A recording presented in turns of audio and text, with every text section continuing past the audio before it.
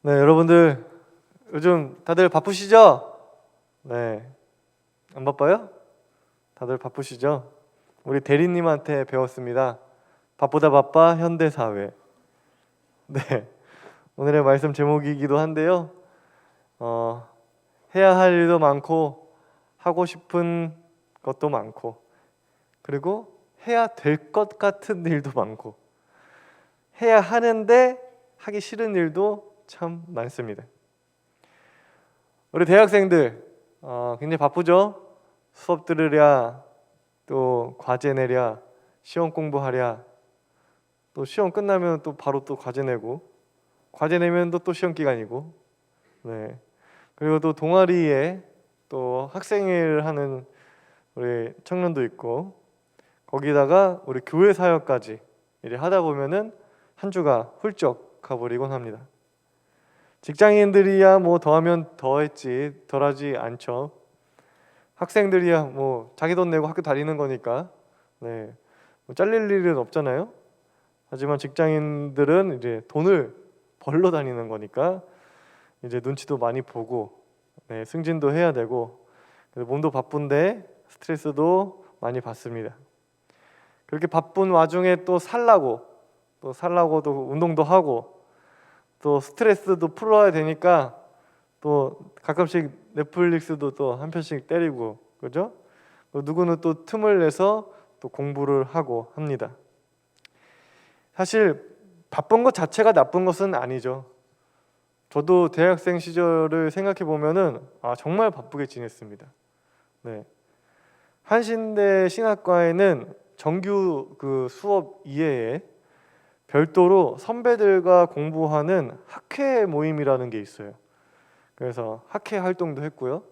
또 학과 내에 있는 노래패라고 하는 그 패 활동이 있는데 그 활동도 했습니다. 그리고 학교 전체 동아리인 댄스 동아리에서 또 활동도 했습니다. 네, 당연히 그때 뭐 신학생이니까 교회 사역도 했죠. 그러니까 뭐 수업 듣고 과제하고 뭐 발제하고 이런 거는 기본으로 하고 또 학회에서 공부도 하고 또 노래패에서 노래 연습도 하고 또 댄스 동아리에서도 공연도 준비하고 축제 준비하고 또 그리고 교회 사역도 하고 왜 이렇게 살았는지 모르겠어요. 정말 정신없이 살았던 것 같습니다. 한 번은 이 노래패 연습 시간이랑 이제 동아리 댄스 동아리 춤 연습 시간이랑 겹쳐가지고 노래 연습을 하다가 선배들한테 저 잠깐 편의점 좀 다녀오겠습니다라고 하고 뛰어가서 춤 연습을 하고 또 춤 연습하다가 저 잠깐 화장실 좀 다녀오겠습니다 하고서 다시 뛰어가서 노래 연습을 하고 여기도 무슨 아이돌도 아니고 네, 그렇게 해서 건물을 그렇게 뛰어다니면서 연습했던 날도 있었습니다. 그러니까 만나야 하는 사람은 또 얼마나 많았을까요? 제가 또 사람 만나는 걸 좋아하잖아요. 동기들도 만나서 또 놀아야 되고 학회 사람들도 만나서 놀아야 되고 또 노래패 사람들도 만나서 놀아야 되고 또 댄스 동아리 사람들도 만나서 놀아야 하니까 정말 정말 바쁘게 지냈던 것 같습니다. 그래도 그 시절이 즐거웠던 이유는 제가 선택한 일이잖아요. 하기 싫으면 하지 않을 수 있었고 쉬고 싶으면 쉬면 되는 일이었습니다. 내가 하고 싶었고 내가 하겠다고 한 일들이었습니다.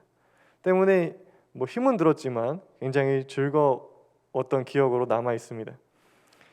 그런데 점점 시간이 가고 이제 나이가 들어가면서 하고 싶은 일, 내가 선택하는 일보다 내가 해야만 하는 일, 그리고 내가 선택하는 게 아니라 내가 선택되어지는 일들이 점점 많아지게 됩니다.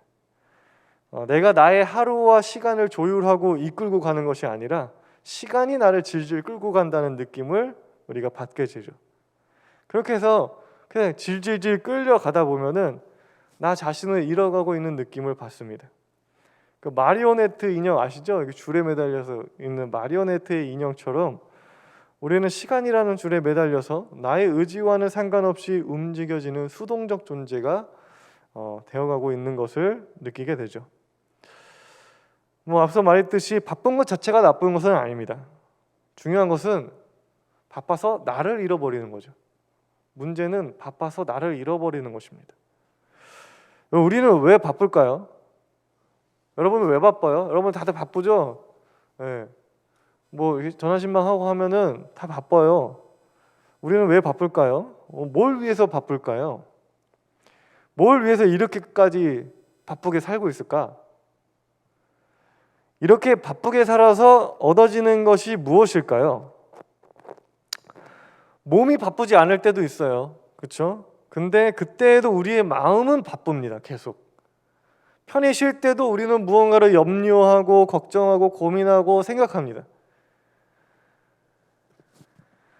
근데 이렇게 쭉 보니까 몸과 마음이 바쁜 사람들을 보면은 착하고 책임감이 강한 사람들이 많아요.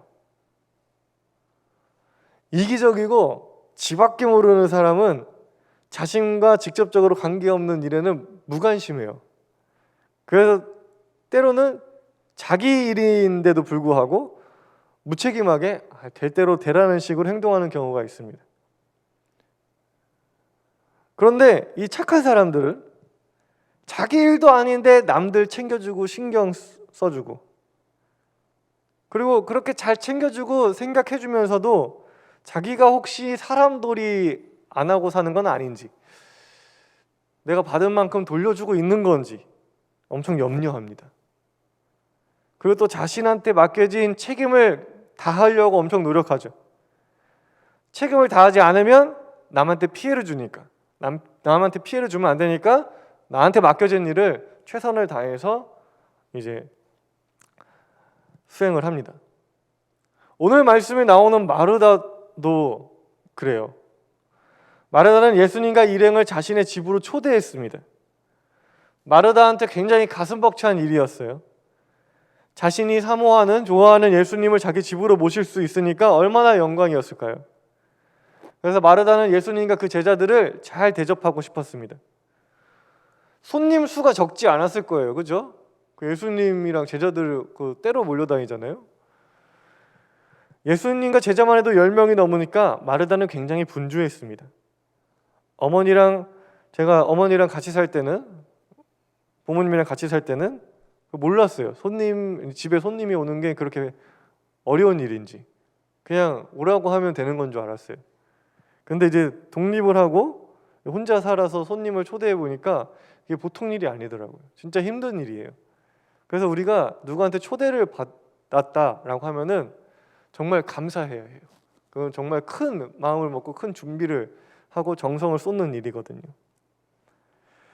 마르다가 이렇게 정신없이 손님 맞을 준비를 하고 있을 때 마르다의 동생 마리아는 예수님 곁에 착 앉아가지고 예수님의 말씀을 듣기에 여념이 없었습니다.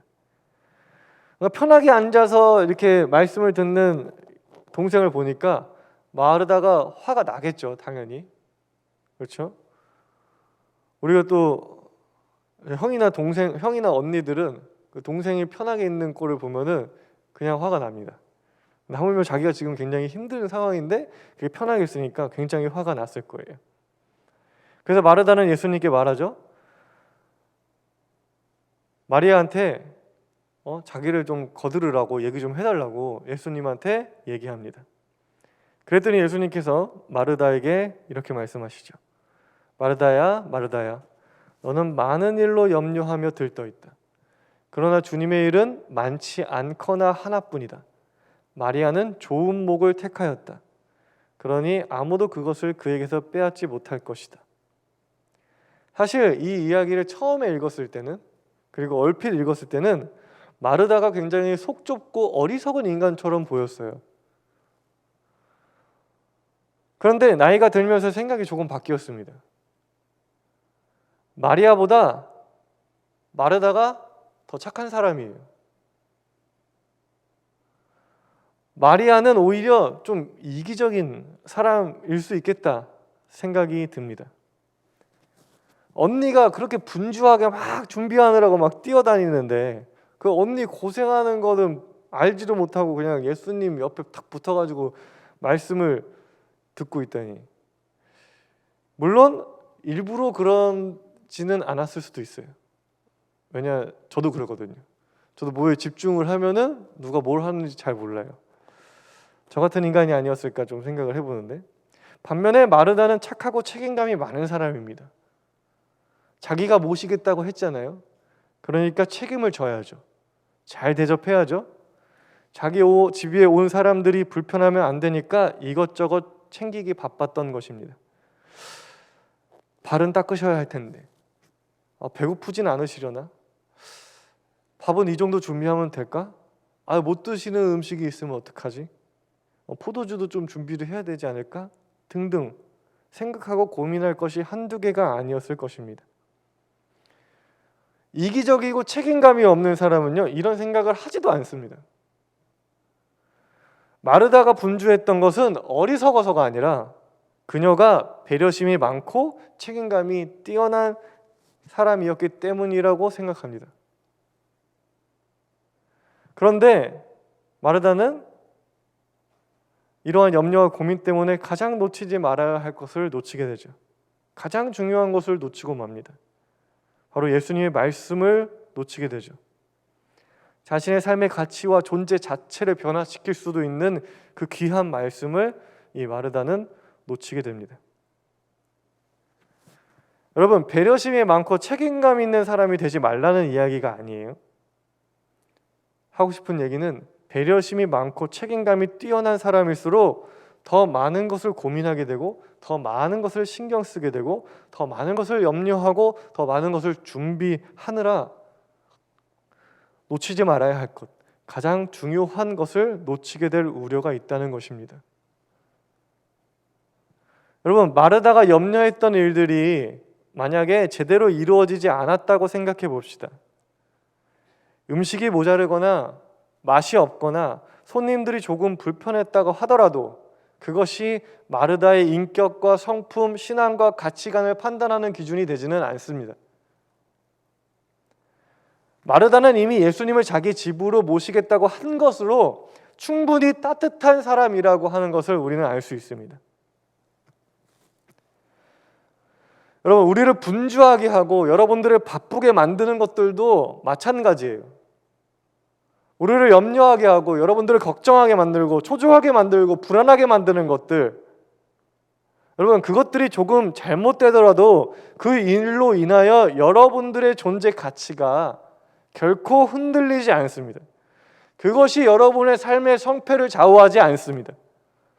그것이 여러분의 삶의 만족과 공허함을 결정짓지 않아요. 그런데 세상은 우리를 분주하게 만듭니다. 내 삶의 성패가 달린 것이 아닌 일에 그것이 삶의 성패가 달렸다고 여러분들한테 말하고 그렇게 가르치고 강요합니다. 삶의 성패가 달린 일이 아닌데 삶의 성패가 달린 것처럼, 그럴 것처럼 여러분들을 세뇌시킵니다. 우리로 하여금 그렇게 생각하도록 유도합니다. 손님을 접대하는 일을 마음과 책임을 다했지만 부족할 수 있어요. 실수할 수 있고 잘못할 수 있죠.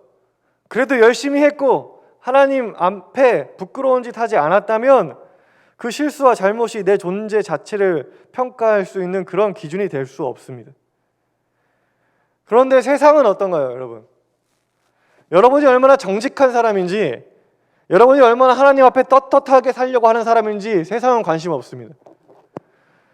여러분이 어떤 마음으로 예수님을 집으로 모셨는지 세상은 관심 없어요. 세상은 음식이 맛있었냐, 얼마만큼 준비했냐, 이런 부차적인 것에 관심 갖고 그런 것들로 여러분들을 판단하려 합니다. 여러분들이 어떤 사람이냐보다 시킨 일을 얼마나 잘했고 얼마나 이득을 남겼는지에만 관심 갖습니다. 그래서 거짓말을 하고 사기를 쳐서라도 시킨 일을 완수하고 이득을 남기면 세상은 여러분들을 칭찬해요. 머리 좀 쓸 줄 아는 인간이구나, 똑똑하구나, 너 일 좀 하는구나 라고 칭찬합니다. 만약에 누가 나한테 나 부끄럽지 않게 열심히 성실하게 했는데 누가 나한테 뭐라고 해요. 신앙도 있는 이 독한 사람들 같은 경우에는 그렇게 뭐라고 타박을 하면 내가 사기를 쳤어, 뭐 게으름을 폈어, 열심히 했는데 어쩌라고, 너는 처음부터 잘했어? 라고 뭐 대들기라도 하는데, 착한 사람들은 내가 남한테 피해를 줬구나, 내가 심려를 끼쳤구나, 언제쯤 도움이 되려나 나는, 이렇게 마음을 씁니다. 여러분, 평가받아야 할 사람이 많으면 마음이 분주해집니다. 나를 평가하는 기준이 많으면 우리 마음은 분주해집니다. 그 많은 대상과 평가를 다 맞출 수 없고 맞출 필요도 없습니다. 나를 평가할 수 있는 분은 오직 하나님 한 분이시며, 나를 평가할 수 있는 기준은 오직 말씀 하나뿐입니다. 그 외의 것은 부차적이고 기능적인 것들입니다. 여러분, 앞으로 세상을 살아가면서 여러분들이 무슨 일을 겪든, 어떤 자존심 상하는 일을 당하든 하나님 보시기에 부끄럽지 않게 행동했다면 떳떳하세요. 자존심은 상해도 자존감은 떨어뜨리지 마세요. 말씀에 순종했고 내가 불의와 거짓을 행하지 않았다면 당당하세요. 사람한테 실수하고 잘못했으면 진심으로 사과하면 돼요. 그것이 나의 존재 가치는 아닌 것입니다. 우리의 가치는, 생명의 가치는, 사람의 가치는 오직 하나님 한 분만이 판단할 수 있는 것임을 여러분들이 잊어서는 안 됩니다.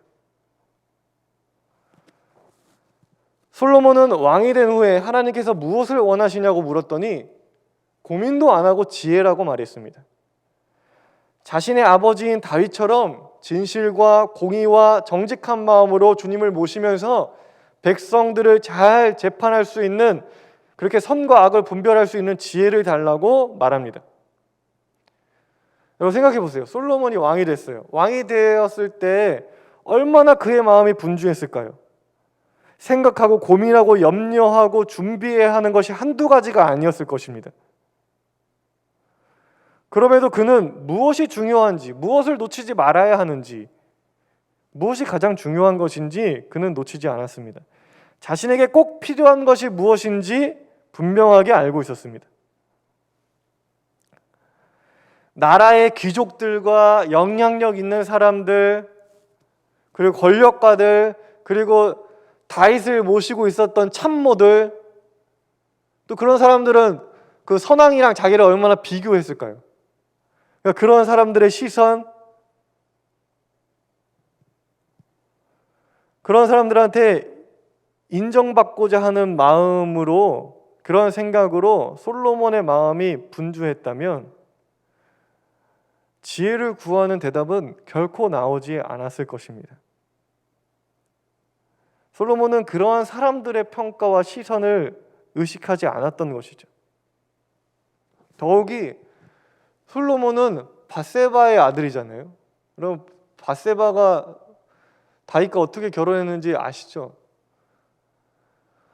첩의 아들이라고 무시하고 업신여긴 이들도 분명히 있었을 거예요.